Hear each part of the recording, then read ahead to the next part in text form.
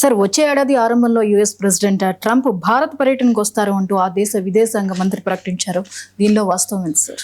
Yes అండి. ఇప్పుడు United states of America విదేశాంగ శాఖ మంత్రి, ఫారిన్ సెక్రటరీ మార్క్ రూబియో ఒక సంచలనమైన ప్రకటన చేయడం జరిగింది. అదేంటంటే United states of America president Donald Trump వచ్చే సంవత్సరం మొదట్లో, అంటే జాన్యువరిలో, మోస్ట్ ప్రాబబ్లీ జాన్యువరిలో ఆఖరి వారాల్లో ఇండియా వస్తున్నారు.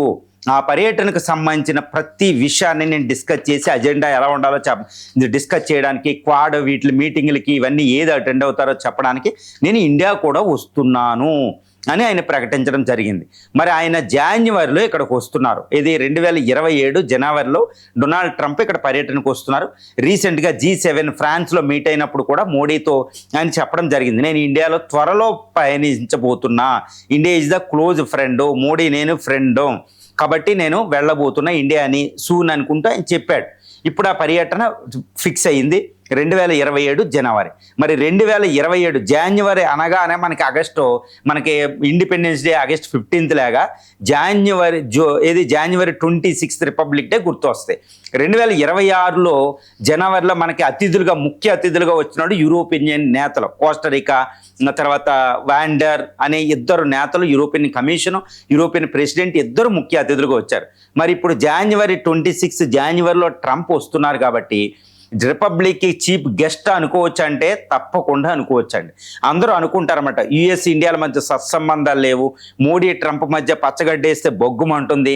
ఇలాంటి సందర్భంలో ఆయన మోడీ ట్రంప్ని ఎందుకు చీఫ్ గెస్ట్గా ఇన్వైట్ చేస్తారు అనేది ఒకటి వస్తుంది. కానీ ఇక్కడ ఇదే అసలైన తప్పిదమండి. ఇది దౌత్యం ఎంతో నర్మ గర్భంగా ఉంటుందన్నమాట, చాలా లోతుగా ఉంటుంది దౌత్య నీతి అంటే. ఇక్కడ యాక్చువల్గా మనం ప్రపంచ జియోపొలిటికల్ సిచ్యువేషన్ ఇక్కడ గమనించినట్టయితే ఈ ట్రంప్ ఇండియా ఫేవరే, కాకపోతే ఆయన పరిస్థితులకు అనుకూలంగా ఇండియాకి ఎగ్నెస్ట్గా తయారైపోయాడు. ఆయన United states of America first, America first policy, make America great again, అక్కడ మ్యానుఫ్యాక్చరింగ్, టారిఫ్లు, ఈ టారిఫ్లు అనగానే ఇండియా ఆల్మోస్ట్ ఎనిమి అయిపోతుంది అనమాట. తర్వాత అక్కడ ఉన్న ఫ్యాక్టర్స్ వల్ల పాకిస్తాను, ఇరాన్ విషయంలో కావాల్సి రావడం, ఇవన్నీ ఇండియాకి దూరం చేసింది.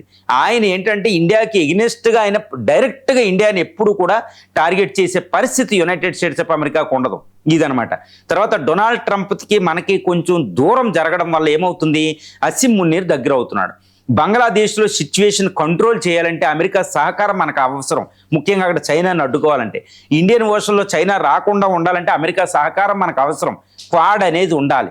తర్వాత అక్కడ అమెరికాతో ట్రేడ్ అనేది మనకు అత్యవసరం అండి, అతిపెద్ద ట్రేడింగ్ పార్ట్నర్ అది యునైటెడ్ స్టేట్స్ సెకండ్ హైయెస్ట్. అక్కడ పెట్టుబడులు ఇవన్నీ మనకు కావాలి. అక్కడ అమెరికా ఇండియన్స్ ఉన్నారు, అక్కడ మిలియన్స్, వాళ్ళ రక్షణ మనకు కావాలి, 52 లక్షల మంది ఇండియన్స్. సో ఇంటర్నేషనల్ జియోపొలిటికల్లో మనం అమెరికా సహకారం లేకపోతే చైనా మనల్ని ఫుట్బాల్ ఆడుకున్నట్టు ఆడుకుంటుంది అనమాట దౌత్య నీతులు. కాబట్టి చైనాని ఇంకొక 2-3 decades, 2-3 దశాబ్దాల పాటు దాన్ని అలా అణిచిపెట్టేది అమెరికానే. ఈ లోపు మనం డెవలప్ అవ్వాలి, అప్పటి వరకే మనకి America important. This is what the very important point అండి. ఆల్రెడీ చైనా సూపర్ పవర్ అయిపోయింది మిలిటరీలీ, ఎకనామికల్గా. ఇది $20 trillion economy, India almost $4.5 trillion economy. వచ్చే 20-30 సంవత్సరాల పాటు చైనాని ఆపగలిగే శక్తి యునైటెడ్ స్టేట్స్ ఆఫ్ అమెరికా. కాబట్టి అలాంటి దేశంతో మనం సహకారం పెట్టుకుని ఈ ప్రపంచీకరణలో ముందుకెళ్ళి చైనాని సమఉజ్జీవిగా అయ్యేంత వరకే అమెరికా సహకారం మనకు అవసరం. అందువల్ల అక్కడ ట్రంప్ ఉన్నారా, ఎవరున్నారో మనకు అనవసరం. డొనాల్డ్ ట్రంప్ ఇంకా 2.5 సంవత్సరాలు ఉండబోతున్నాడు. ఆల్రెడీ ఆయన ఆ దౌత్య విధానం అగమ్య గోచరంగా ఉంటుంది. ఇలాంటి ట్రంప్ని మచ్చిక చేసుకోవాలి. అందుకనే ఇంటర్నేషనల్ ఇప్పుడు జాన్యువరి 26 రిపబ్లిక్ డేకి ముఖ్య అతిథి అన్నామనుకోండి, ఒక అద్భుతం జరిగిపోద్ది. ఫర్ ఎగ్జాంపుల్ హైదరాబాద్లో ఈ యుఎస్ కాన్సులేట్కి ఒక రోడ్డుకి పేరు పెడితే ఆయన ఆనందపడిపోయాడు అనమాట. అబ్బా, దాన్ని థ్యాంక్స్ చెప్తూ తన ట్రూత్ సోషల్లో ఆయన పోస్ట్ చేసుకున్నాడు. రిపబ్లిక్ డేకే ముఖ్య అతిథి అంటే ఒక 2 సంవత్సరాల పాటు ఆయన ఈ భారత వ్యతిరేక కార్యాలు అయితే చేయడు. ఈలోపు చైనా మీద ఆయన చక్కగా వెళ్తాడు, లేకపోతే చైనా క్లోజ్ అయిపోతాడు, అసీమ్ మునీర్కి క్లోజ్ అయిపోతాడు, తారిక్ రెహమాన్కి క్లోజ్ అయిపోతాడు. This is not good for India అండి, అసలు మంచిదే కాదు. మనకి ట్రేడ్ ఇవన్నీ కావాలి. కాబట్టి ఇలాంటి సందర్భంలో చాలా చాకచక్యంగా దౌత్యం చేయడం, మన ఫంక్షన్కి ఆయన అటెండ్ అయ్యేటట్టు చేయడం. అందుకని January 26కి నాకు తెలిసినంత వరకు మోస్ట్ ప్రాబబ్లీ డొనాల్డ్ ట్రంప్ని ముఖ్య అతిథిగా పీల్చి అసీం మున్నీర్కి, తారిక్ రెహమాన్కి, చైనాకి దూరం పెట్టడం, మనకి ఇండియా ఇంట్రెస్ట్ ట్రేడ్కి, ఇవి ఇన్వెస్ట్మెంట్, వీటిని కాపాడుకోవడం, ఇండియన్ ఓషన్లో మన భద్రత చూసుకోవడం, మన ఎకనామిక్ గ్రోత్ రేట్ పడకుండా చూసుకోవడం, ఇది మోడీ యొక్క అద్భుతమైన దౌత్యం చెప్పడం. ఇదేం మనం లొంగినట్టు కాదండి.